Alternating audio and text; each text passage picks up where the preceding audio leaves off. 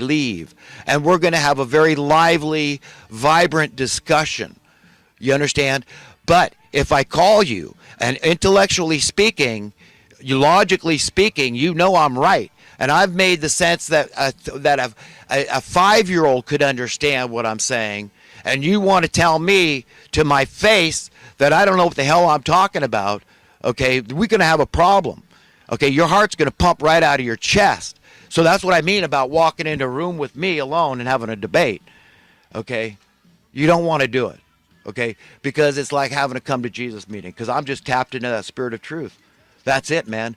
I'm everybody's friend. That's my prerogative.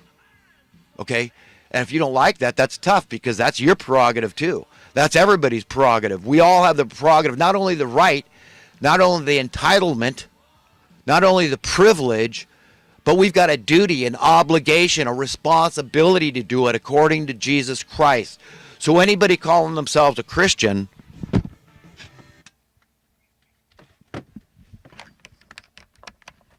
excuse me, my computer just shut down because I let the battery go dead. But okay, anybody that says that they believe in the teachings of Jesus, and this is what it's all about, then, they've got to say what this guy is saying is true. Okay, that's it. And that we are to be everybody's friend. And that means a friend to your enemy. And when you're a friend to your enemy, okay, you will be respectful. But you will demand that they not be allowed to deceive themselves in perpetuity. Okay, that's what it comes down to. That people have a responsibility to their own conscience to say when they're wrong, to admit it, to confess when they're wrong. That's it. You cannot forever just say that, hey, you know what, I'm wrong, I know I'm wrong, and I'm just going to take this to the grave because, that's just who I am. I can't. I've got false pride, and I'm not going to let it go for anything. So we're in a predicament, folks, and, I hope everybody understands that. And it's frightening. It's frightening as hell. And got to give a crap, folks. Because there's only one way to love your fellow man, is by giving a crap.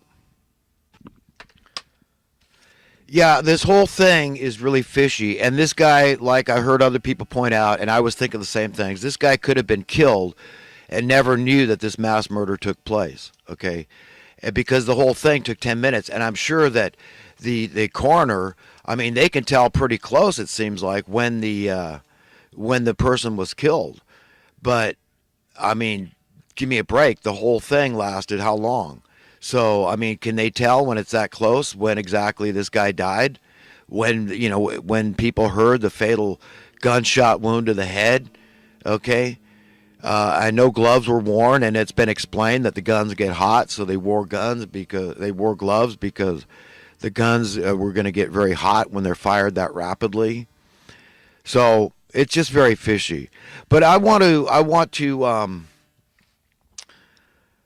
play an example, a clip from a local news station here, and I have a lot more regard for the local reporters because I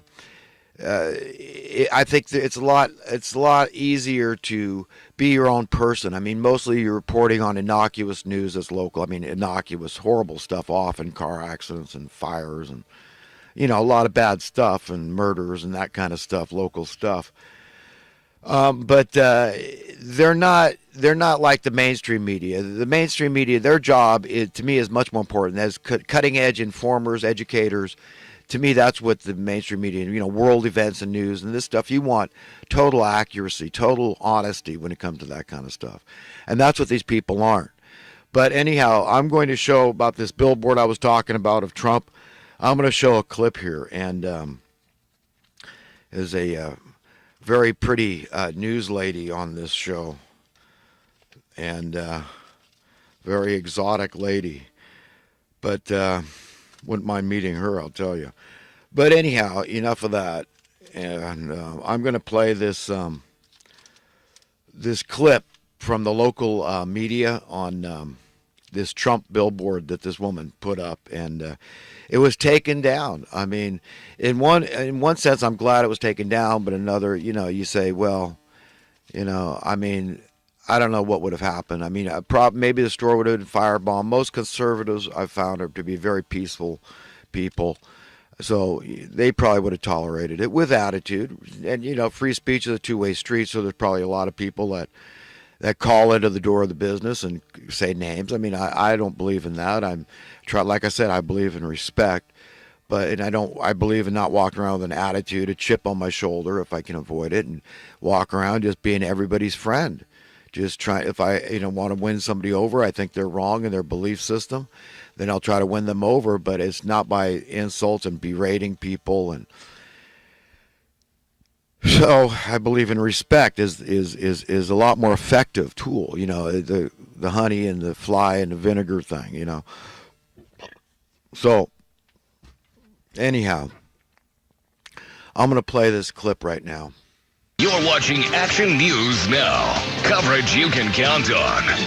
A Chico billboard portraying a likeness of President Trump has been taken down after an avalanche of backlash. Good evening, I'm Alan Marston. And I'm Lord Martinez. Action News Now has team coverage. Reporter James Villalobos is live at 3rd and Mangrove in Chico, where the billboard, which appeared to show the president in a Nazi uniform, had been on display. And reporter Laura Eng has more on the huge social media response the story has gotten. We begin with James live in Chico. Lauren and Alan, Nicole Lewis, the store owner, told me that this billboard was supposed to be up for a month, but that, of course, got cut short. Rouse and Revolt has received many calls today in response to their billboard, some in support and others threatening the business. How are you doing? Good. But store owner Nicole Lewis said she stands behind her decision on the ad. This is the one that I felt was the most provoking, it was the most artistic, and it was the most creative. And I think that that's what it was intended to do, is provoke conversation. She said she believes President Trump has been divisive and she wanted to speak out against it. Well, I think that it's funny that people think you can't mix the two. How dare you mix business with politics? Well, politics is more than politics. It's our belief system. It's my moral compass. And my moral compass is bigger than my money book. Lewis has a 1-year contract with Stott Outdoor Advertising, the company the billboard appeared on, and has had ads in 3 other locations with the company. She said this is the first of its kind she's had up. I did not do this for a publicity stunt. I did not do this to raise business. In fact, I think I may very well go out of business, and that would be okay with me if I feel like I stood up for what I believe in. Today, she learned from people driving by that the billboard has been removed. In a statement to Action News Now, Jim Moravec, the owner of Stott, said in part, quote, "This confusion over the identity of the speaker, combined with the depiction of violence, prompted us to remove the advertising message," end quote. One woman went to the store today to offer her support and was disappointed to learn the billboard had been taken down. It's terrible. If you paid for advertising, it's a free country. You can be able to say what you want, and it's, if people don't like it, they don't have to look. They don't have to shop here, so. Lewis said everyone should be disappointed by the ad's removal. I'd assume that people who are against what I did think that this is a win for them, that it's down. And I want to let you know that it's a loss for all of us, that you have taken away democracy, you've taken away what we stand for, and you have challenged the First Amendment and censorship. And Lewis went on to tell me that Stott told her that if she changed the design of her billboard, they would put it back up for her. However, she is standing by the original design and saying she will not change it. She's now planning to sue the company. Live in Chico, James Villalobos, Action News Now.